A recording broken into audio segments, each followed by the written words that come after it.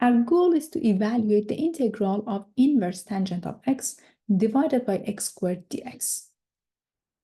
So let us begin. Since we have inverse tangent of x, let theta be that inverse tangent of x. It means that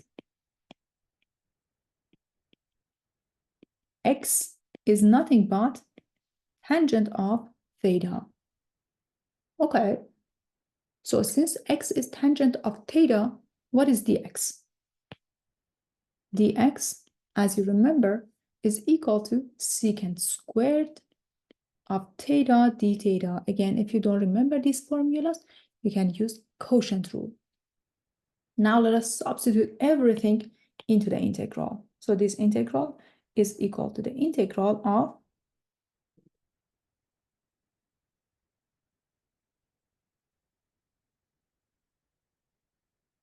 you have theta divided by, so let me use the same color, theta divided by, wherever you see x, you're going to use tangent, so you get tangent to the secant, tangent squared of theta, and for your dx is equal to secant squared of theta d theta. Very good.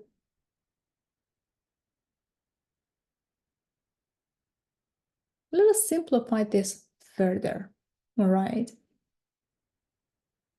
Tangent squared, as you remember, or tangent in general, is equal to sine divided by cosine. So this integral can be written as the integral of theta divided by sine squared over cosine squared.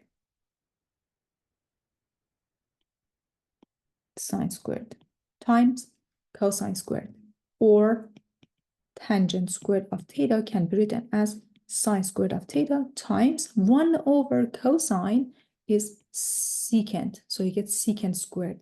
So you have sine squared times secant squared. You also have a secant squared on the numerator, right? So you can get rid of these secant squared and secant squared, they get canceled out. So you're left with the integral of theta divided by sine squared, but 1 over sine squared is cosecant. 1 over sine theta is cosecant of theta. So 1 over sine squared is equal to cosecant squared of theta. So far we have theta times cosecant squared of theta d theta. Very good. Okay. This is our integral. Which method should be used to evaluate this integral? Well, let us apply the method of integration by parts. So recall that in integration by parts method, it had the following.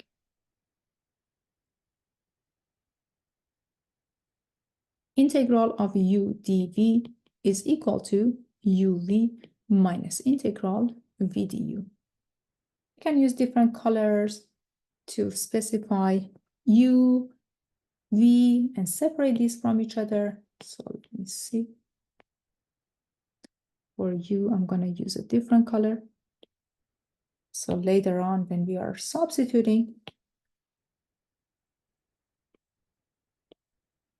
okay, so what is a good choice for u and dv? A good choice for u is going to be theta, because we can get rid of theta later. So let us use u to be theta and dv be cosecant squared of theta d theta. So du is equal to d theta, and v is equal to the integral of cosecant squared of theta d theta. So as you remember, V is equal to negative cotangent of theta. Negative cotangent of theta. Okay, so let us follow the formula. This integral is equal to uv, which is theta negative cotangent theta minus the integral of v du. V is, well, cotangent, you have two negative signs, and du, which is just d theta. Very good. So far, you have the following. You have negative theta, cotangent of theta, plus. So cotangent, as you remember, is cosine divided by sine. And you can use u sub here easily.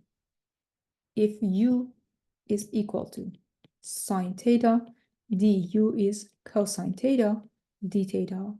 And remember that the integral of du divided by u is ln of absolute value of u plus c. So this integral is equal to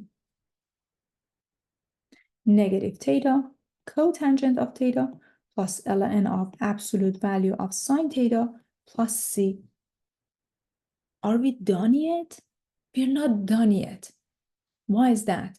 Well, our integral was originally in terms of x.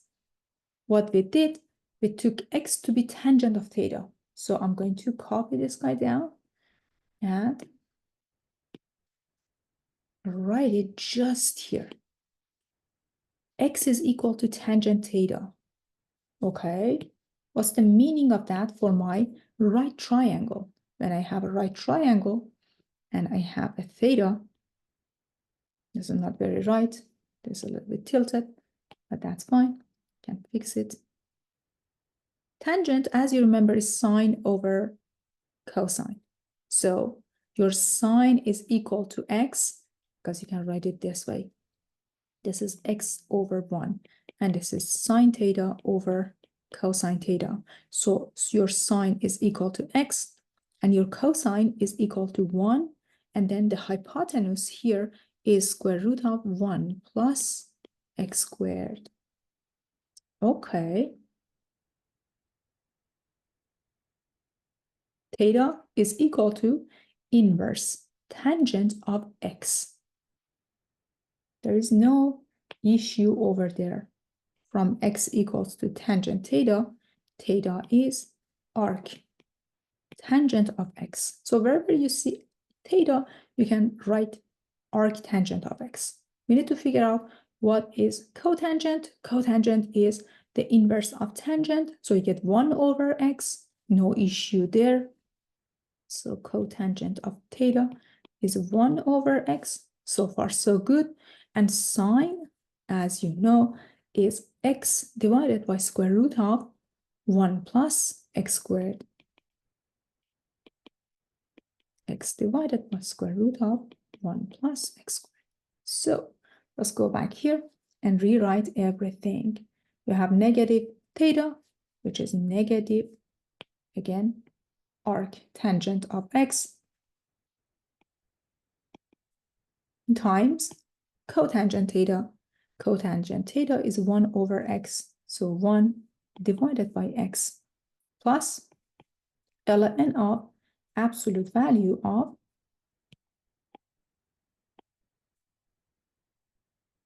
ln of absolute value. What is sine?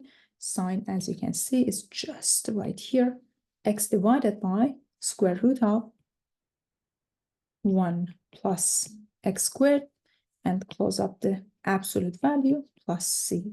So you can rewrite this in nicer format. You get negative arc tangent of x divided by x plus ln of absolute value of x divided by square root of 1 plus x squared plus constant of integration. So that's how we calculate this integral using, as you can see, integration by parts trig substitution, and right triangle. So that's how we deal with this integral. So a little bit of summary for you again. So here you have the integral of inverse tangent of x dx divided by x squared. Since we have inverse tangent of x, we took x to be tangent of theta, and then dx is equal to secant squared of theta d theta. And since you have your x, you have your dx, you substituted everything into the integral itself. You end up with theta divided by tangent squared of theta times dx, which is secant squared theta d theta. Well, tangent squared is sine squared times secant squared. You substitute this guy down here and cancel out secant squared, secant squared. Your integral becomes the integral of theta cosecant squared of theta d theta. Well, cosecant squared has integral, and since you have a theta, you need to get rid of theta. The best way is to use integration by parts. In applying the method of integration by parts, we take u to be theta and dv to be cosecant squared of theta d theta, because you already know how to find the integral of cosecant squared of theta, which is negative cotangent of theta. So following the method of integration by parts, we broke down this integral into negative theta cotangent theta plus the integral of cotangent theta, which is cosine, divided by sine. For this integral here, we use u substitution. U is sine theta, du is cosine theta d theta, and you end up with the integral of du divided by u, which is ln of absolute value of u. So now, since everything in terms of theta, we need to go back to the right triangle and resubstitute everything. Since theta is equal to arctangent of x, wherever you see theta, you're going to use arctangent of x or inverse tangent of x. So since x is equal to tangent theta, cotangent is 1 over x. So for 1 over x and cotangent, it can be substituted. And then here you have ln of absolute value of sine. But what's the definition of sine? Sine is x over square root of 1 plus x squared. So you can simplify this to the integral that has only theta, then convert everything into x, and then you're done.